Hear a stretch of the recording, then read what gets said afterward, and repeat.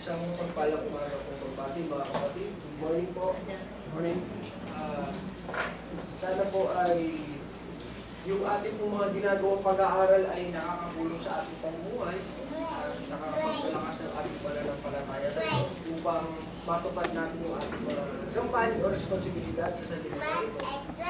At gayon na din ang pagpapalakas ng ating pananampalataya sa pag-ibig sa bawat isa sa atin. Pag-ibig natin sa isa't isa. At ngayong umaga po, sisigapin ko po ulit na mag-discuss ng isang aralin sa umagang ito na inaasahan ko po na ito rin ay makakatulong sa ating mga pananampalataya at pagbubuhay sa sanlibutan ito sapagkat ako naman ay sigurado sapagkat ito ay nanggagaling sa salita ng ating Diyos na nasa Biblia. At sa umagang ito ay sisimulan ko ang ating aralin na may pamagat po na blessed are those who hunger and thirst for the righteousness, for they shall be. Ito po ay isa sa mga beatitudes na ipinangaral ng ating Panginoong Hesus na mababasa natin sa Matthew chapter 5. Sa Tagalog po yan po ay mapapalad ang mga nagugutom at nangauuhaw sa katuwiran. Bakit? Sapagkat sila'y bubusugin. Ito pong sinasabi kong one of the Beatitudes mentioned or being taught by our Lord Jesus Christ ay yung pang-apat po. One of the 9 Beatitudes being discussed or taught by our Lord Jesus Christ in Matthew chapter 5. Sabi dyan sa una, yung blessed are the poor in spirit, for theirs is the kingdom of heaven. Blessed are those who mourn, for they shall be comforted.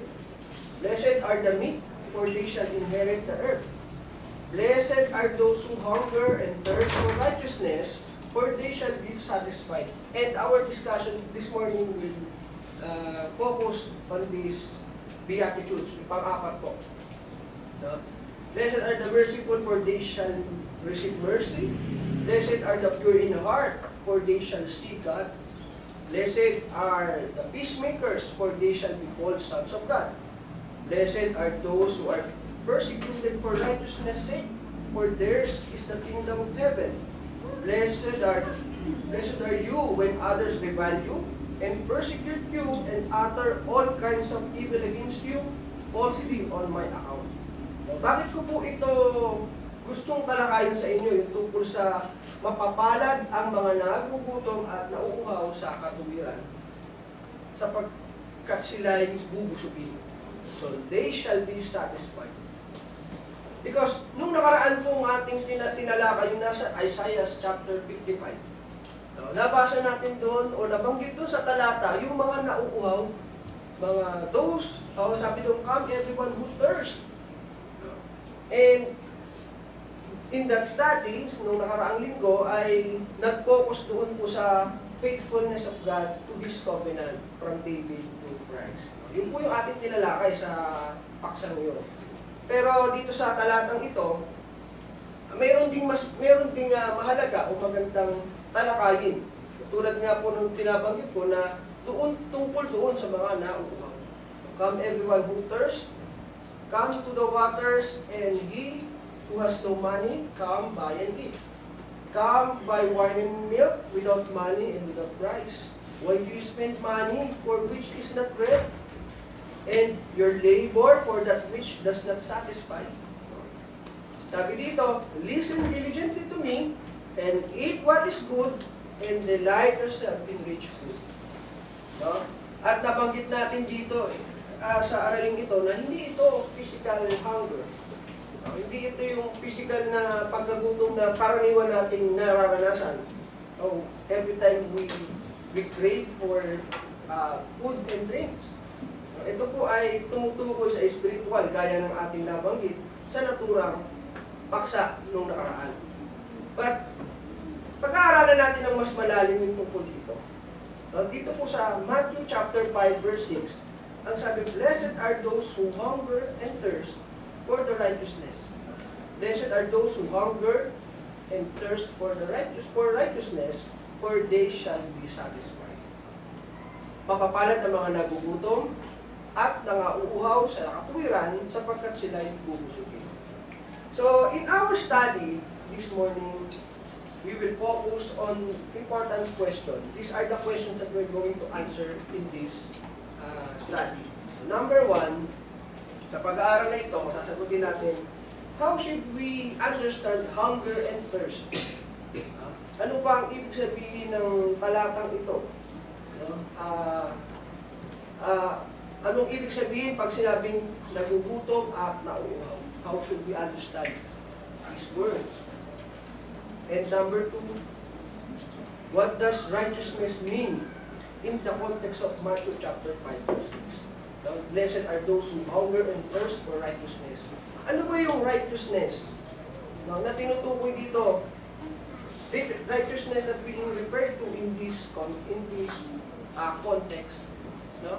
Mahalaga po na talakayan natin yung konteksto sapagkat sa pamamaraan ito, dito natin malalaman yung meaning o ibig sabihin ng salita na ginamit dito. So, in Bible study, that is the basic method, no? in creating Bible study, di ba? Yung pag-aaral sa konteksto ng mga talata. So, yan yung ating gagawin o sasagutin sa umaga ito. And number three, what kind of satisfaction does Jesus promise? Yun kasi, mapapalad niya at ang pangako, they shall be satisfied. May pangako na sinabi ang Panginoon doon sa mga nagugutom sa kapatid. So, let us discuss about the hunger and thirst. So, pag sinabi namang hunger and thirst, no, hindi ko na kailangan siguro ipaliwanag, no, because that is the basic human experience, no, or feeling na ating lahat naman tayo nagugutom. No, na kapag hindi tayo kumain, hahanapin natin yung pagkain. At pag tayo nawawa, hahanapin natin yung maiinom. So, in simple explanation, hunger and thirst means craving or longing or desire for something or for food and drink. Yun yung ating nararamdaman, no? In a simple explanation. But in Psalms chapter 42,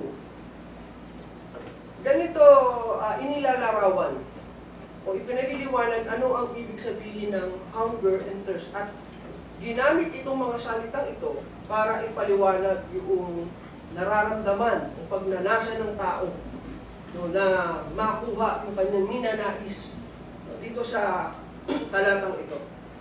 In Psalms chapter 42, verse 1 to 2, sabi dito sa English, as a deer pants for flowing streams, so pants for souls for you. So pants my souls for you, O God. My soul thirsts for God, for the living God. When shall I come and appear before God? Sa Tagalog, kung paanong hinihingal ang usa sa pagkauhaw sa tubig ng mga bagis, gayon hinihingal ang aking kaluluwa sa pagkasabik sa iyo, O Diyos. Kinauuhawan ka ng aking kaluluwa ang Diyos. Ang buhay na Diyos, kailan ako paririto at aharap sa iyo. So dito sa talatang ito, hinalimbawa yung isang usa na kung paanong siya ay nauuhaw sa tubig ng mga batis.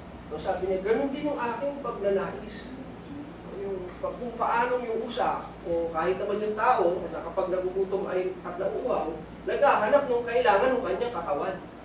So, ganun din yung pagnanais niya sa Diyos. Yung ginamit niya yung salitang pagkagutom at pagkauhaw. Sabi niya, gayon humihingal ang aking kaluluwa sa pagkasabik sa iyo, O Diyos. Yung hunger or thirst ay kanyang ginamit upang i-express yung kanyang pananabik sa Diyos. Yung pangangailangan ng kanyang kaluluwa sa Diyos. Yun po yung ibig sabihin ng mga salitang ito.